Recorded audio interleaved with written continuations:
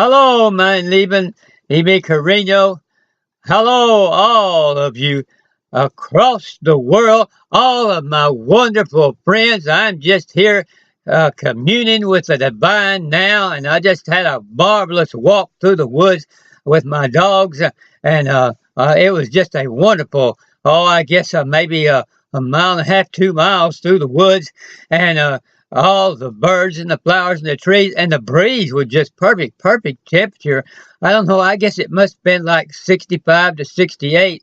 And then that nice soft breeze just blowing through the trees and everything, and watching the sun peeking through the trees, and in places where it gets just plain dark, and in other places where the light begins to shine through it, and other places where there's clearings and lots of light, and just walking through all of that and observing all of that and realizing the beauty of God, and what that God has placed here on earth, and how that He's given us all things through His love and His mercy and His grace. And so I send out love to you today, great hugs of joy and great hearts of love and great inspiration. And I send out great uh, mental, spiritual authority for you to receive dominion in your life, to overcome all of your lack, to overcome all of your fears,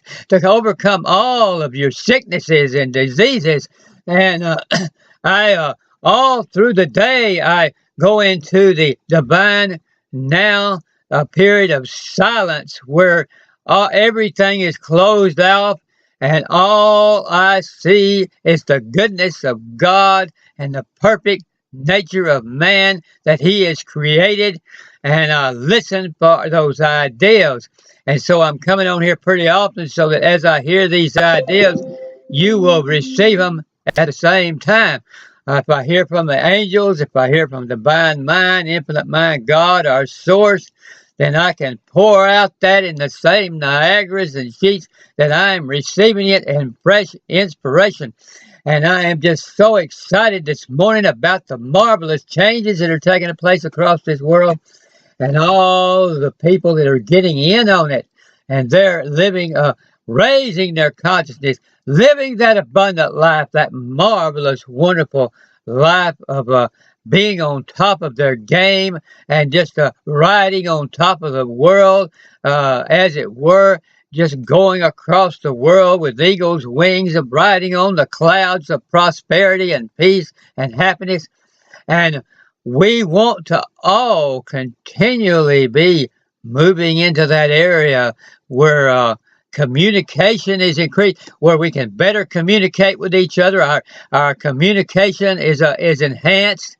Our listening ability to each other is enhanced. Our love for each other is enhanced, and our ability to speak and talk in sentences that will be understood by our loved ones and our mate, and all will be increased.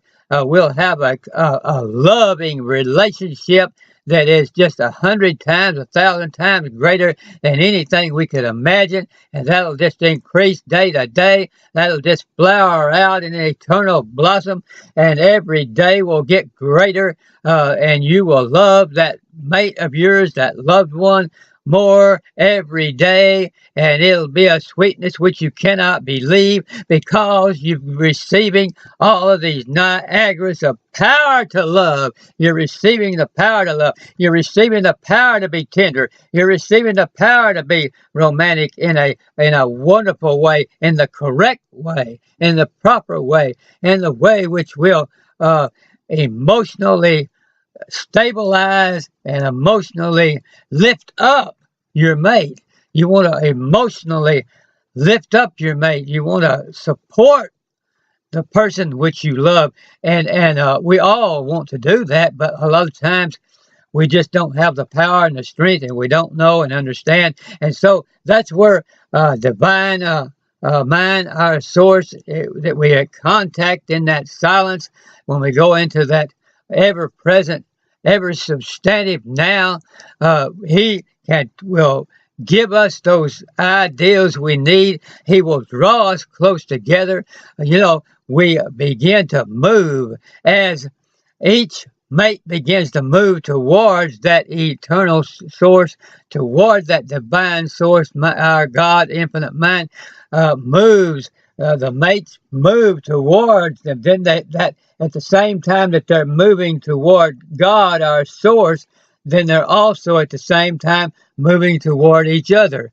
And so we concentrate more upon moving toward divine mind source even than we do toward moving toward each other, because it automatically happens that as we move toward our source God, it brings us closer to our mate. There was a wonderful book written by Bishop Sheen called Three to Get Married, and he describes all of this about how that if each partner moves toward God, then that brings them into oneness also with each other automatically, and then they don't even have to seek to have that love. It automatically happens, and that love automatically increases. And this morning, the Lord, our wonderful Lord, our wonderful divine mind, our wonderful source, has just poured out Niagaras of inspiration upon me, lifted me up in energy.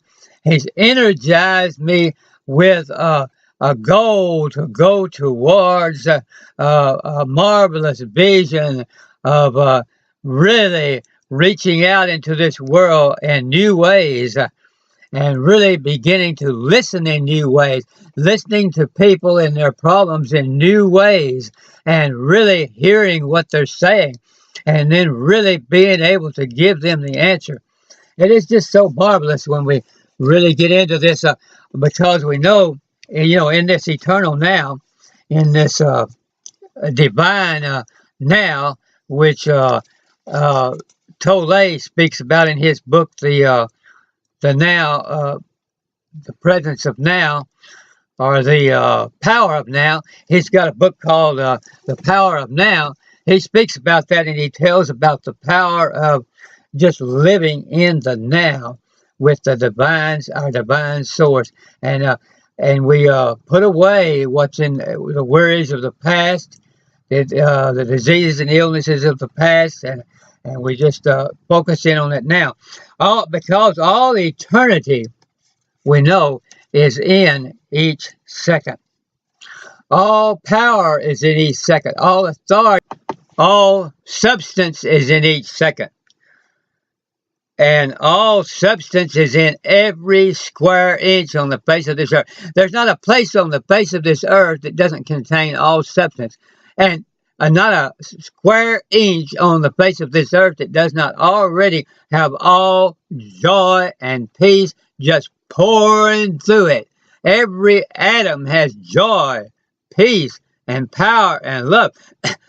This whole universe is constructed out of love. We may see atoms, or we may detect atoms and see cells in the body, but in actuality, the world and the universe is created and held together and weaved together and flowing together in a seamless, uninterrupted love.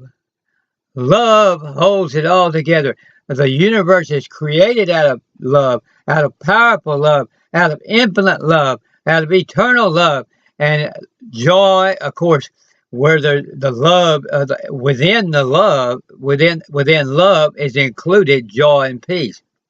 A lot of people don't realize that where you have the total divine love, and you begin to understand that there is nothing but love, and that love begins to overcome all your diseases and your illnesses, and you realize that you're made out of love, and that God loves you with an eternal, uninterrupted, seamless love, and you cannot get away from that, and He'll always love you with that, no matter what you do. Then that begins to reveal joy and peace and happiness like you cannot believe, like you just would never in your think of or imagine. And so the joy and the peace and the authority and dominion, all these other qualities are all part of the divine love, which is seamless throughout this universe. And the more of that love we recognize, and the more of that love that we have, and especially the more of it that we get flowing and showing and glowing and going in our life and flowing out of our innermost being like rivers of living water, that rivers of living water, that's that love flowing out. And the more we get that flowing out, the greater will be our joy and our peace, and our happiness and our prosperity and our abundance, all part of the same thing. Divine love. God is infinite divine love. 1 John 4:8. God is love. And 1 John 4:18.